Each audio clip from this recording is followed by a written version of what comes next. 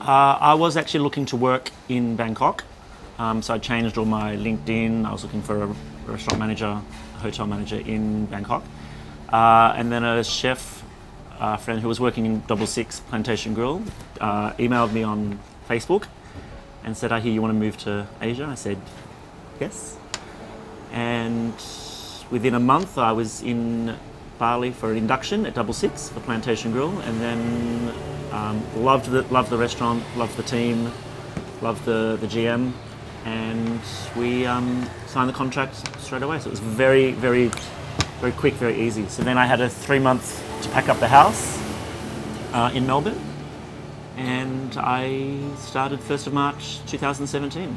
I see. So I see. Right. So good timing, good timing, really good timing for Bali. Off. I think it was a gamble that worked. I think I was ready to go overseas. And Bali's not that far from Australia. There's so many Australians here. And my friends used to come twice a year anyway. So I've always had friends come in, and go out, go in, out. So it's been good. And everyone speaks English, so it's good. I had no expectations on. I was just grateful to finish one contract 1 year, and then we signed on for 2 more years, and then I've just signed on for 2 more years. So, but now the pandemic, everything's sort of shut, so it sort of happens. But the challenges of Bali was not knowing anyone. But I work with a great team. So I'm always around people and just quietly networking around the island. So I've never felt isolated or lonely. It's this Messenger, this Instagram, this Facebook. I'm always quite well connected. okay. I like people. I like food. I love food. I love cooking. I love wine culture, restaurant culture. I like to see a restaurant full of people, everyone having a great time, enjoying their meals, laughing, chatting, spending money, of course. And, restaurants are for celebrations. It's a time to get together and have a good time. And I think that's what everyone's missing because of the pandemic. Everything's closed down at the moment, so especially in Melbourne, Australia. The food on the island is world class.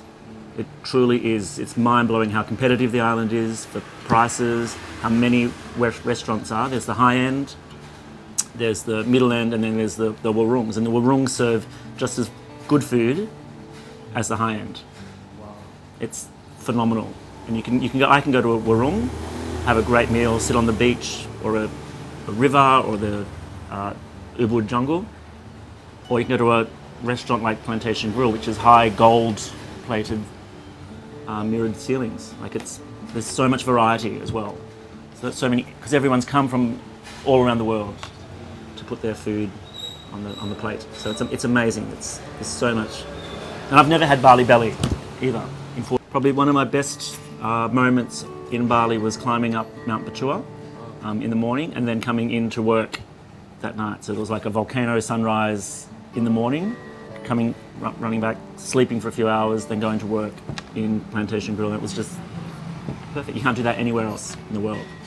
So it was It's like you're being so lucky, so blessed. and how? I think Bali has its own culture, but then it also allows, Bali's like a sponge, I guess, and it allows everyone else's culture to come in, and perhaps for the restaurants, and then you've got the Australians, the crazy Australians, you've got the English, you've got the Americans, you've got the Chinese, you've got the Russians, and everyone's leaving their little stamp. And then you've got the amazing Balinese traditions. So then you've got and that's always coming through.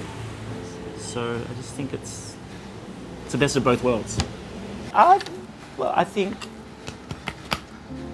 as I said, I think Bali chose me instead of Thailand. So now I'm choosing Bali to stay, I choose Bali. So it's, my kit ass is till February. So I could have gone home 4 months ago because of the pandemic, but I chose to stay because the people You know, I've just driven around Bali. They're all wearing masks. They're still laughing. They're still having a great time. There's no panicking. There's no. It's just everything's very calm. So even in a pandemic, Bali is very calm. So it's amazing to see. And all my friends are like, glad you stayed in Bali, because Melbourne's now winter as well, so it's cold. It's freezing. So Bali's not that chaotic. Well, I don't know. Bali's like, it is a unique island because of all the things we said about food, the culture, the volcanoes, the beaches, everything. But Bali just,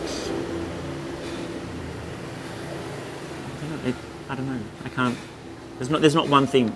It's the package. It's the whole thing. Does that make sense? Yeah, it's confusing though. Like, yeah, it's small, but you cannot say what Bali is in one word. Especially when Bali's a small word. Bali's a small word. It's a small island, but it's a big island. Like, it's got so many.